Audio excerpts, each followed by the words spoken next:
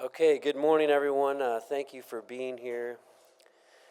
I wish we didn't have to be here today, quite honestly. I wish that when SB 94 failed last year, Democrats would have just let that go. When it didn't have enough votes, when policy is that bad that they won't even bring it up for a vote in a supermajority Democratic legislature, probably a good thing to just leave that thing on an active file. But unfortunately, here we are. They revived SB 94 last minute with less than a week, or a little over a week to go in the legislative session. SB 94 is a dangerous bill that would overturn the sentences of some of the most heinous killers in our justice system. And I want you to think for a moment about the victims who were told at sentencing that their loved one's murderer would do life without the possibility of parole, that would be the sentence.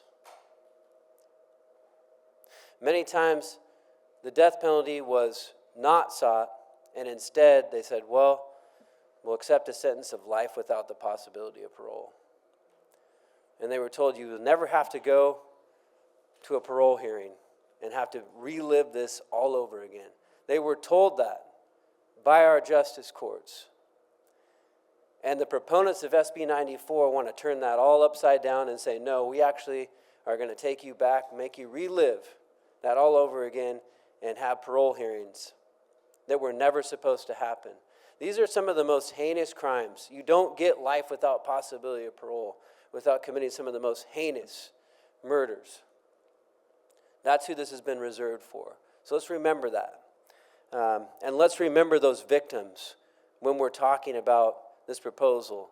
And that's what we're doing here today, is we're giving voice to the victims, some of them who are going to speak to you shortly. But SB 94 is not justice. It's a betrayal.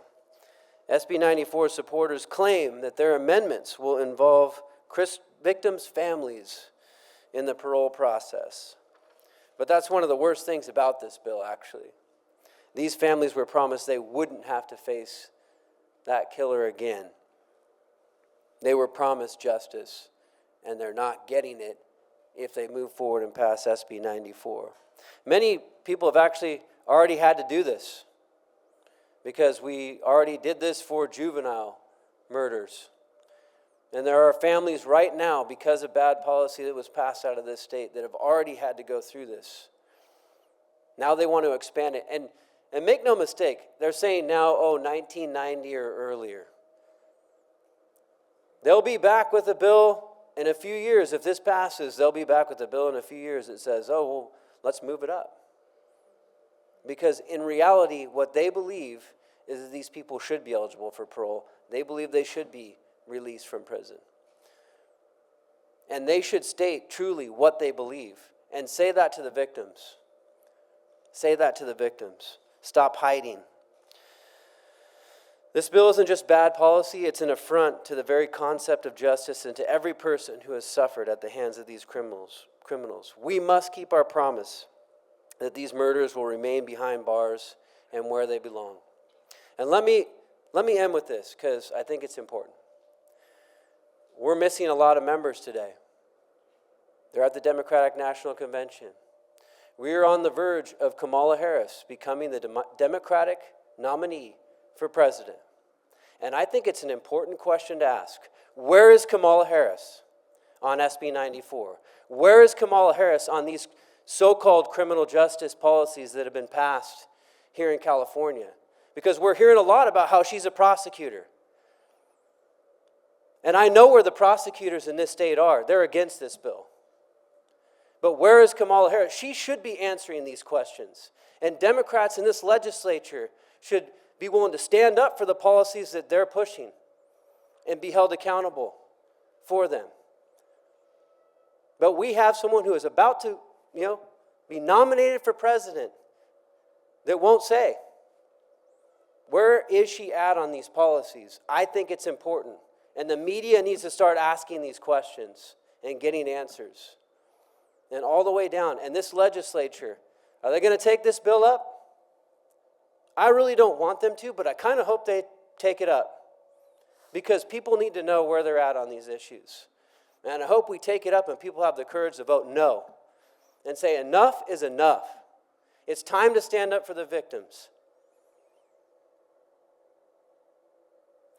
And so today we are going to hear from some of those victims, and I hope that it's heard loud and clear when we vote no on SB 94. Thank you. So first up, I would like to introduce my colleague in the Senate who has been fighting this battle with us since day one, Senator and Senate Republican leader Brian Jones. Thank you, Senator Gallagher. Thank you, everybody that's gathered here this morning. This is a solemn day, unfortunately, and it doesn't have to be. The actions that the Democratic leadership are taking with this particular bill, they don't have to take. They don't have to take this bill up. They don't have to address this bill. They don't have to bring this bill to the floor. They could have just, as Senator Gallagher said, leave it on the inactive file. But they are purposefully bringing this up to shove down the throats of Californians. And I think you all know, and we all know, Californians are fed up with the crime rate in California. They're fed up with having to being unsafe in their neighborhoods. They're fed up with being unsafe when they're going out shopping. And this bill takes us one more step farther down the road of California being the most unsafe state in America. Senate Bill 94 is dangerous. As Senator Gallagher hit it on the head, it's heinous crimes that these people have committed. Evil murderers that have committed these murders. Under this extreme policy, hundreds of the most heinous murderers would be let out of prison early, even if they were sentenced with life without parole. This harsh punishment is reserved for the worst of the worst criminals. The worst of the worst, most evil murderers in the state of California. Let's take a look at some of these murderers that are behind bars today and should remain behind bars, and we shouldn't even be talking about them today because the Democratic leadership is letting us down, letting all of Californians down. Richard Phillips of Madera County. Richard Phillips lured 2 Vietnam veterans into a rural area where he shot them multiple times, stole their wallets, then doused them in gasoline and lit them on fire. Think about those family members today. They're going to have to relive that crime over and over and over, as it's just even talked about today that this is a possibility that they might be up for parole. His horrific crimes against the veterans, nonetheless, Richard Phillips was sentenced to life without parole, and even after a 2019 retrial, he stayed in prison even after the retrial. Under the Democrats' SB 94, Richard Phillips would be eligible for early release. Another terrifying example is Jason Leroy Smith of Sonoma, who sliced the wrists of an 88-year-old victim and then burned down the house he was in. Jason Leroy Smith would be eligible for early release under Democrats' SB 94. One more example. Tim Dale Morris of Ventura burglarized the home of an elderly, deaf, one-legged man whom Tim Dale Morris beat to death in his own bed. It's people like Tim Dale Morris who Democrats want to release from prison into our communities under SB 94. I might take just a quick pause here to explain. Not all of my Democrat colleagues agree with these policies. And what Assemblymember Gallagher alluded to, and I'm going to ask today, is that my sensible Democrat colleagues reject this bill out of hand and it doesn't even get a hearing and come back to the floor. When these criminals brutally murdered other people and took their lives away, they lost their rights to freedom. They erased a life off the face of the earth. They don't get a second chance. These murderers are dangerous, they're evil, and they should never be released from prison. Last year, outrage from Californians effectively stopped SB 94 from moving forward. The amendments that have been talked about by the Democrats that want to push this forward haven't even been crossed the desk yet. They haven't even, they're talking about this to get all kinds of press and get all kinds of interest and get all kinds of attention to themselves, and haven't even taken the step to cross the amendments that they think makes the bill better, which absolutely does not make the bill better. The Senate Republican Caucus released our analysis on this bill last week. Many of you downloaded it. I encourage you to take those that haven't seen it, take a look at it. There's lots of excellent background as to why this bill is so dangerous and shouldn't be addressed. The Democrat leadership is trying to cram this down our throat in the last week of this session. We're not going to let them get away with this. These people are locked up. The Democrats are choosing to release them and let them out into our neighborhoods. We will continue to expose them and their radical plans to release violent murderers from prison and into our communities.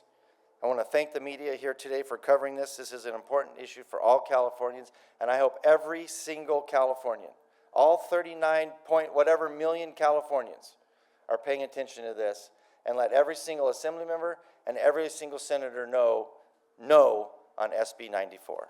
Thank you very much.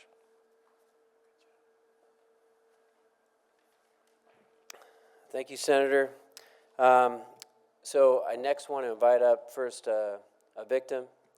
You're going to hear from a couple of them, but before I do that, I also want to recognize Harriet Salerno, who has joined us here this morning, who has been a voice for victims for decades, fighting in this legislature many times. And I want to recognize you, Harriet, because you've been an amazing voice. And out of a terrible tragedy, you have done a lot of good.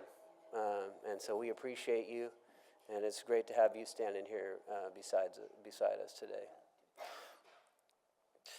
So I'd like to invite up first Lauren Pettigrew from Crime Victims United, who's going to talk to us about her story and why we need to oppose this bill.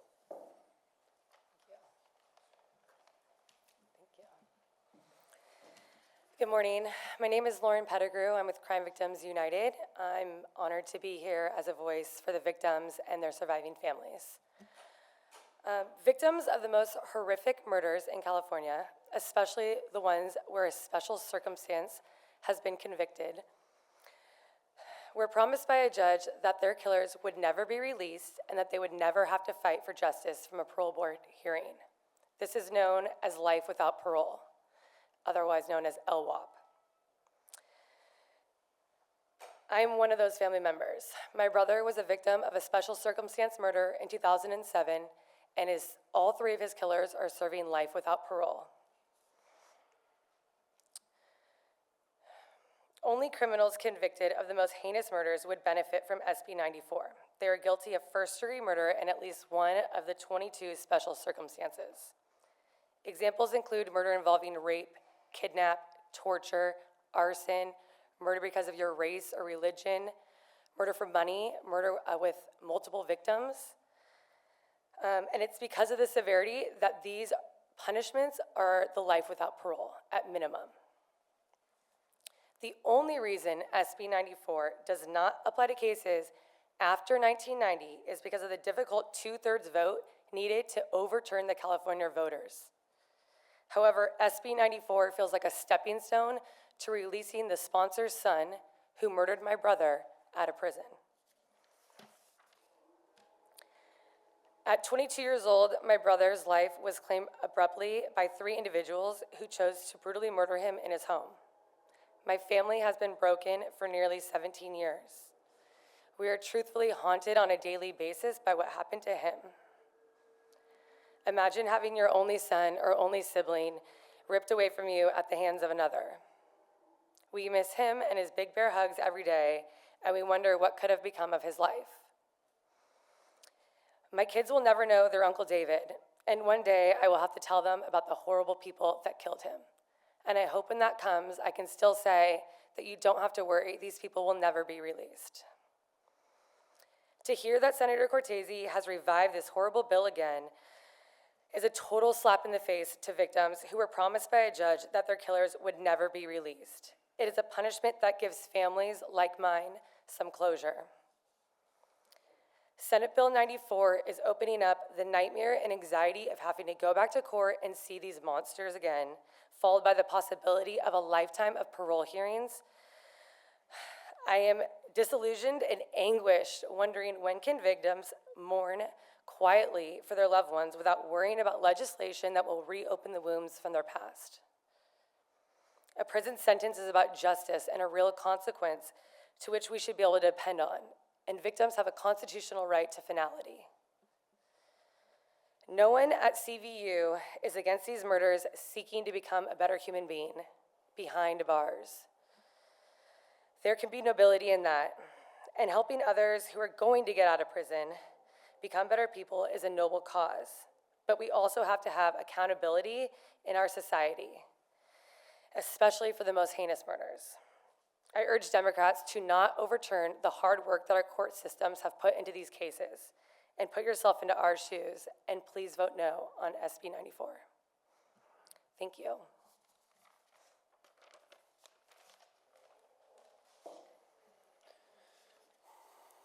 Okay, thank you, Lauren. Next, I would like to invite up Annabelle Velasquez from Empower and the Resilience Project and Justice Advocates Battling Exploitation and Lies. She is a survivor of human trafficking, sexual assault, and domestic violence. And she leads the nonprofit known as Jable, she represents the Empowerment and Resilience Project at the Placer County District Attorney's Office. So Annabelle's personal experiences, including the tragic molestation of her daughter by her ex and the murder of her niece, fuel her to fight on to ensure justice for victims, and she does that every day. Annabelle, thank you for joining us. Thank you for allowing me to speak.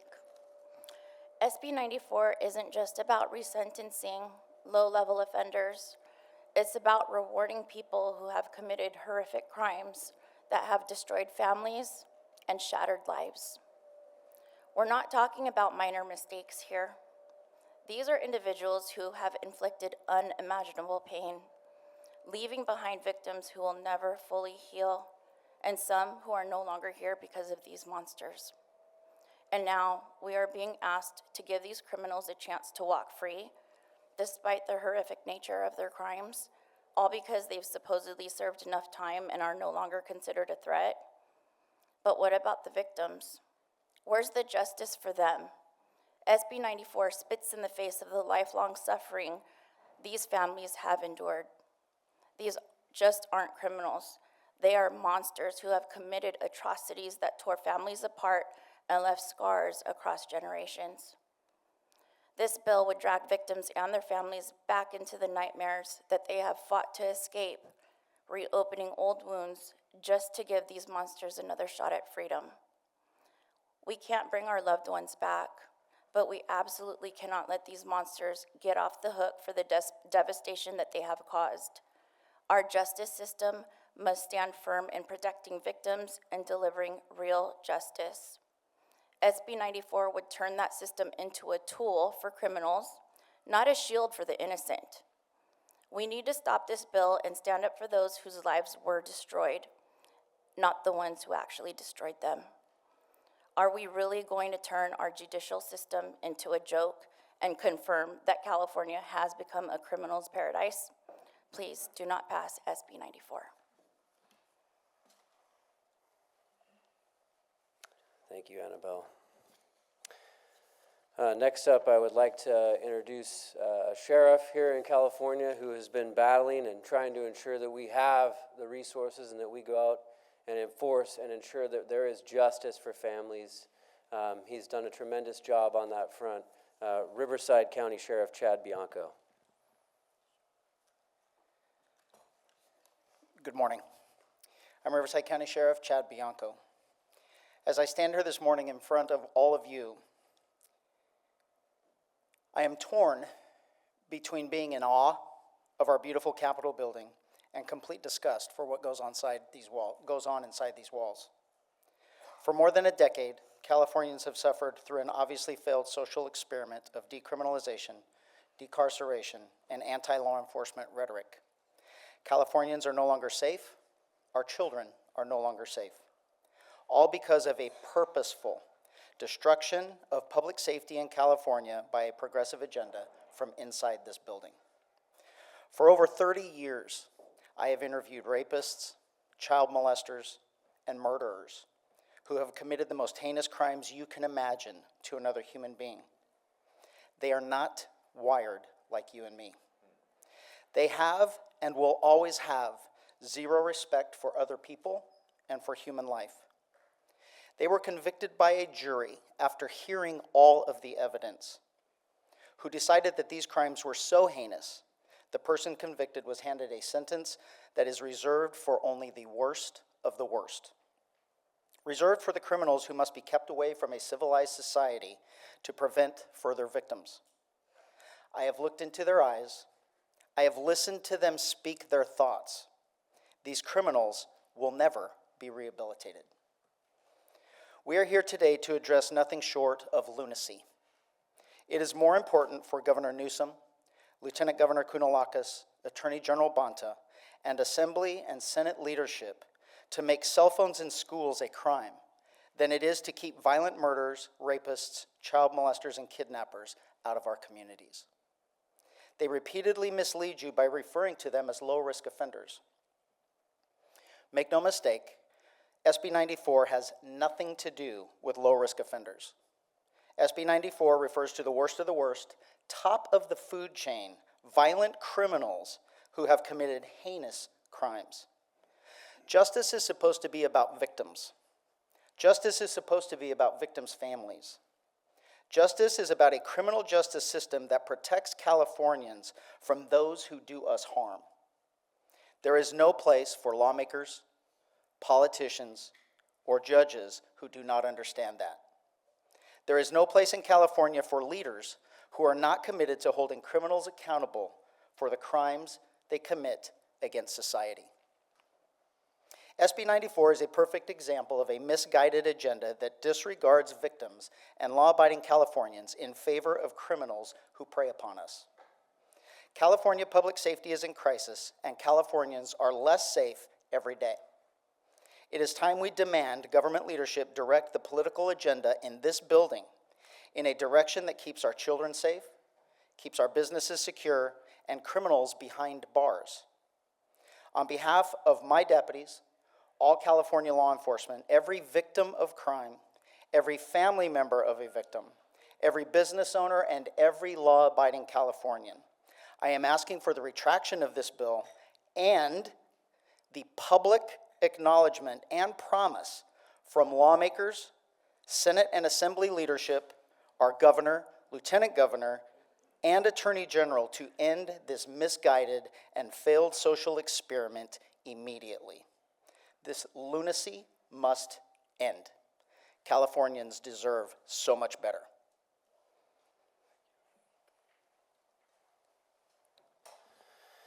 Thank you, Sheriff. And next, I'd like to invite up from the Senate Republican Caucus, Senator Kelly Siarto. Good morning, everybody, and thank you for allowing me to speak a little bit on this.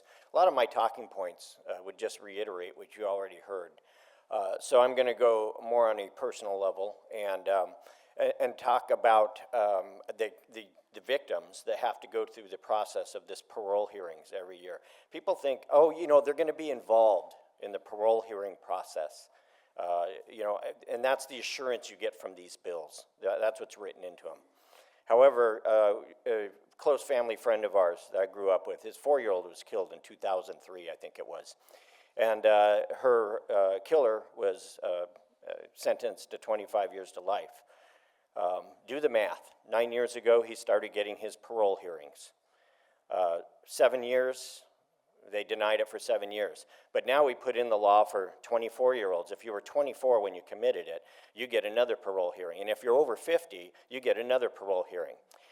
Every 3 years, they go to the parole hearing. And every year, he gets coached to answer more of the questions the right way so that he can be let out early. And he failed again this last year. But you know what they did? Right immediately after he was put on 3 years more before his next parole hearing, they have to get ready for the next one. And some of the witnesses to their particular situation, one of the main witnesses speaking against her own son-in-law, she's on her deathbed. She will not be available for that next one. And she's one of the ones that has such compelling testimony about this person. They are going to let this guy out eventually with all of this nonsense that we have been creating, where we are fighting for the criminals and against the victims. Because even though the victim themselves may be gone, their families and their friends like me have to watch over and over and relive the trauma of that day. It's not fair. We need to fight against this. This bill is an atrocity, and we need to ensure that all of our colleagues here in the Senate and the Assembly understand that and dispense with this bill. SB 94 is a ridiculous bill brought on with ridiculous intent. Thank you.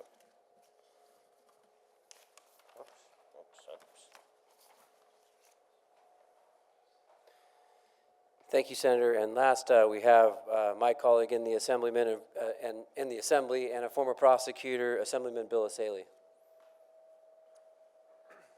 Thank you and good morning. I won't repeat what the other speakers have already said. It's been very compelling testimony here today.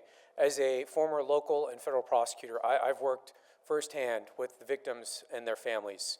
And what people need to understand is every time they have to go through the criminal justice system, whether it's a trial or sentencing or parole hearing, it is re-traumatizing for the families. It re-traumatizes them. This bill is not only insulting, it is hurtful to these families. And it is time we ask ourselves, are these people public servants or are they public masters? Who are they serving? What really gets me is we wake up every day. When I say we, I mean Republicans.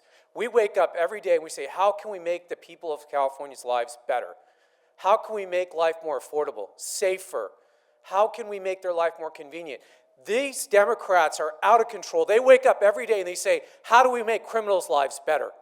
How do we get criminals out of prison? How do we empty the prisons? That's what they wake up and they think about every day. These people are sick, and it is time for the people of this state to rise up and to make your voice heard. What needs to happen is not to pass SB 94. What we need to do is bring back the death penalty. That's what needs to happen. The death penalty is the law of the land of this state. And I don't want to hear one Democrat talk to me about democracy. This governor, with the stroke of a pen, overturned the will of the people of this state, who have reaffirmed over and over again that certain people must die for the crimes that they commit. The voters have reaffirmed it. They've even voted to expedite the death penalty process. And the arrogance of these Democrats and this governor must be stopped. The only comfort these families will ever have is when these criminals, these killers, these animals are killed and they rot in hell where they belong. That's it. So I'm disgusted by this, and I think the people should call the author of this bill and every Democrat that dares support it and let them know how you feel about it. We're done with this nonsense. Thank you for being here. Thank you, Assemblyman. And, as we conclude here, that was a very good point. This is the latest in a long line of terrible policies that have either been passed out of this legislature or by the stroke of a pen. That can't be understated. The death penalty was eliminated, not by the people. They affirmed it twice by vote. The people of California said, no, we need an ultimate penalty for heinous crimes. And the governor is the one who has effectively ended the death penalty. One person, overriding the will of the voters. Rape of an unconscious person is not considered a serious felony under Prop 57, which many of these Democrats have supported. Trafficking of a human being, of a kid, was not considered a serious felony until Shannon Grove said, no, we're not going to do this anymore and pass this through. This Public Safety Committee last year in the Assembly killed that bill on a party line vote. And only when the public outrage got so great and they were embarrassed did that bill finally get through and get a vote and pass as it should have. It's time to turn this around. It's gotten crazy, and this is only the latest example of that. And that's why, I think it's all the more important for this now nominee for President of the United States who's from California, who talks about being a prosecutor. Where are you at on this stuff? Not did you support Prop 47 back when it was on the ballot. Do you support it now? Because now we have policy to overturn it. We have a proposition to overturn it, Prop 36. Do you? Do you support ending the death penalty like your governor has done here in California? These are questions that someone who's running for President of the United States of America should have to answer. And all the way down the line, and then coming into this legislature where we're going to be having votes, where are you at on these issues? It's important for people to know. Because quite frankly, I think the American people and the people of California are tired of it. And they want to return to have real justice. And they want to focus on victims. So we have that opportunity. I hope this bill will go back to the inactive file where it belongs. But if it does come up for a vote, I hope that there's the courage to vote it down and that we start turning the corner on what has been a very insane time in our politics. Thank you for being here this morning. We'd be happy to answer any questions.